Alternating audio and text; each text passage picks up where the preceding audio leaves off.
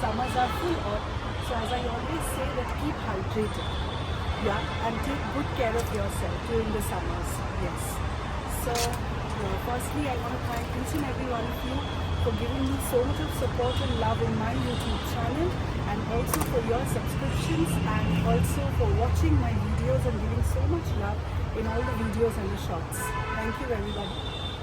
So today, as you can see me, I am in semi-formal attire because I am here to attend CME, a medical conference on sleep. We all know that how precious our sleep is, and standing in today's century, we all know that due to stress, due to lifestyle problems, we all face sleep deprivation. So yes, today we are in a CME, medical conference on sleep, by Manipal hospitals. It's in Rajkoti, Kolkata. As you can see, I have just arrived in Rajkoti, Kolkata. It's a beautiful ambience, and inside it is being, Rajkoti is a big property, and inside it is being held at Rashmund.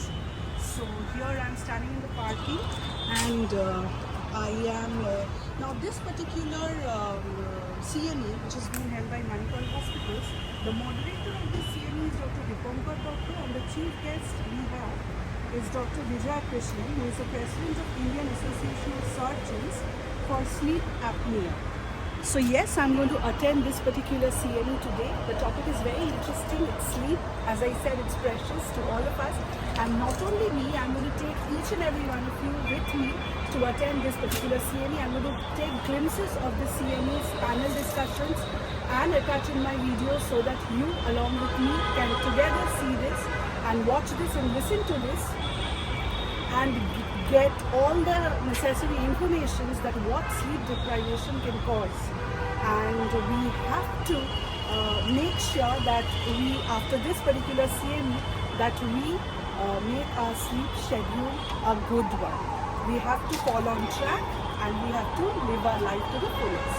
So yes, come, let's go inside the CME and see what's on for the individual.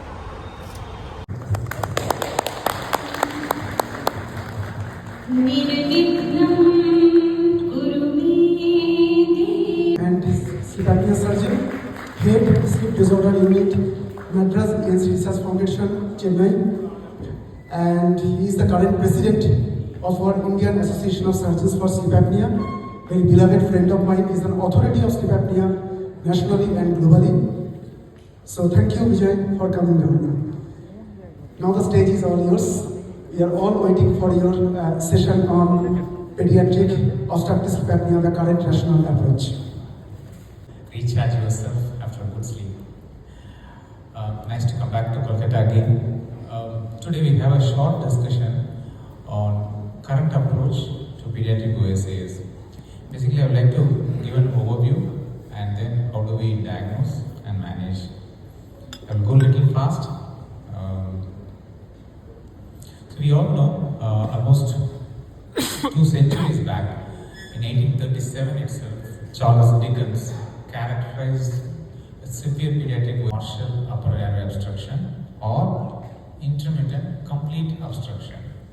The partial obstruction is called hypopnea and complete obstruction is called apnea, obstructive apnea, which disrupts normal ventilation during sleep and normal sleep pattern or sleep fragmentation is being. The long-term sequelae, we all know there is a poor growth because of insulin-like growth factor deficiency. Pulmonary hypertension, commonly we say it is an idiopathic pulmonary hypertension, is associated with pediatric OSA.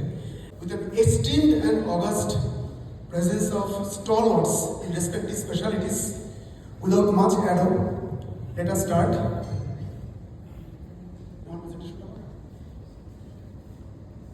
So I would like to call upon one by one my esteemed panelists.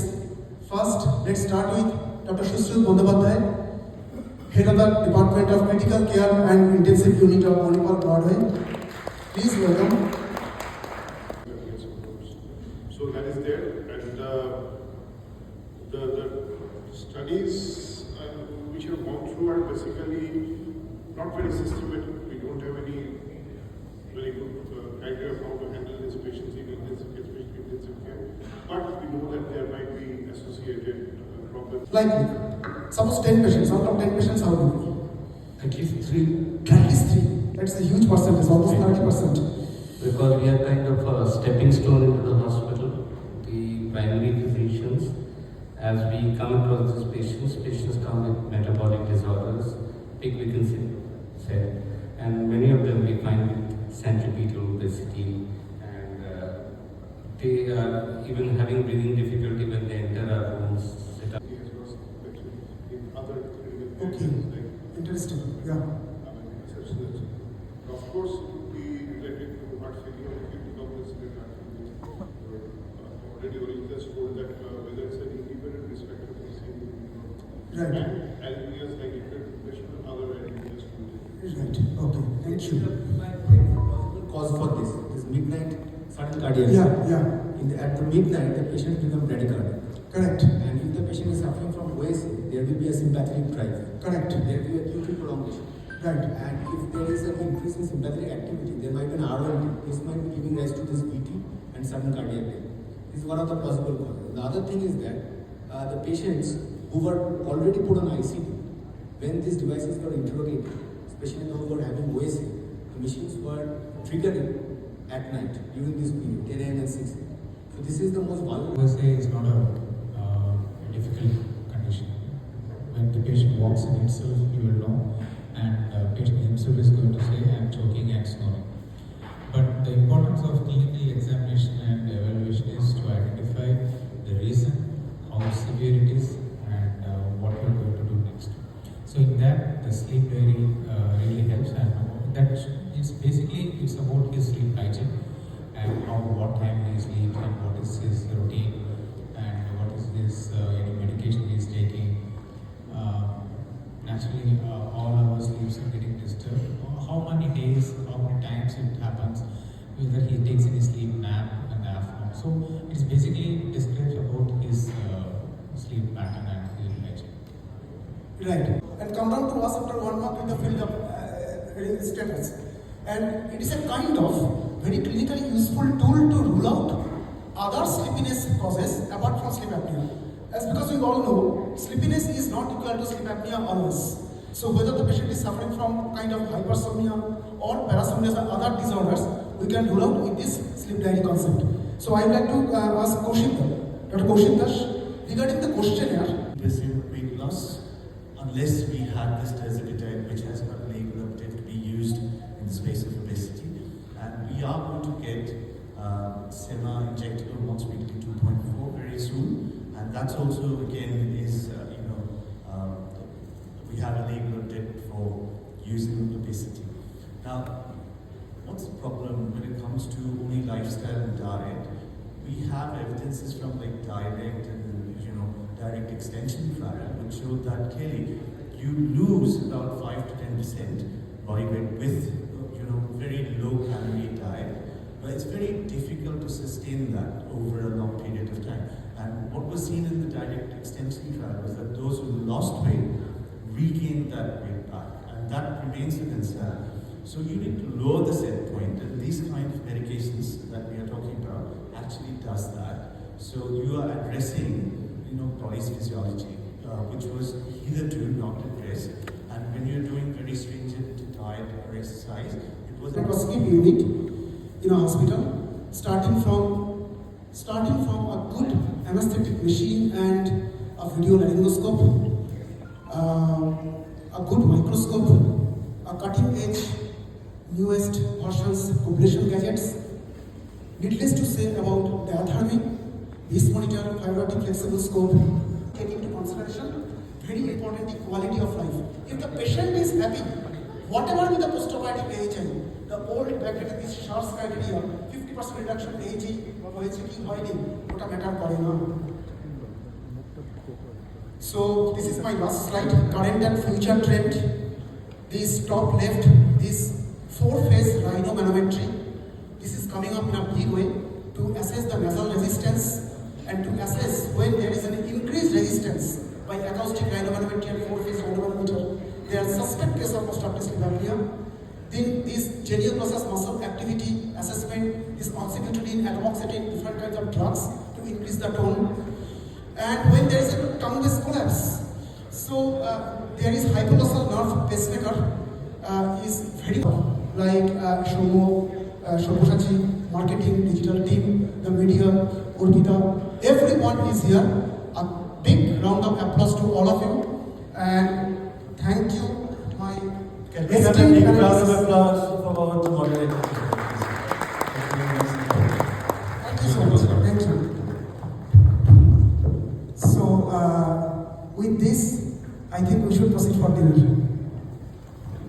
So yes, I'm back from the conference by Manipal Hospitals. As you saw all the glimpses, it was a wonderful session, and it was followed by dinner in the end. And it was a wonderful session, as you people saw. It was very informative. It was not only OSA about adults but also pediatrics, and we gathered a lot of information, very meaningful, important information which generally on our day-to-day life we miss. It was an excellent evening, hearing the useful and very informative words of Mr. Krishnan from Chennai, who is the chief of sleep apnea president. So yes, it was great, and the moderator Dr.Dutta. Yes, it was all over a great day, great evening, and the session was indeed so much informative and full within itself that it was just a success. And yes, thanks to Manipal Hospitals for this beautiful CME. Looking forward to more such. And yes, the main thing that we learn from it is sleep. Sleep disorder can create so much in us. It can be a toll to life. So after this, I just want to say that sleep apnea, OSA, obstructive sleep apnea in adults or in children's should be getting treated. And not only that, along with that, we should also try not to have this particular thing in us, and we should try to stay healthy, keep ourselves healthy, making our proper schedule of sleep. Sleep schedule should be proper no matter what.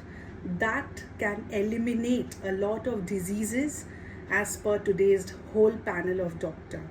So yes, we'll try to follow that. Even you try to follow that. That's all for today.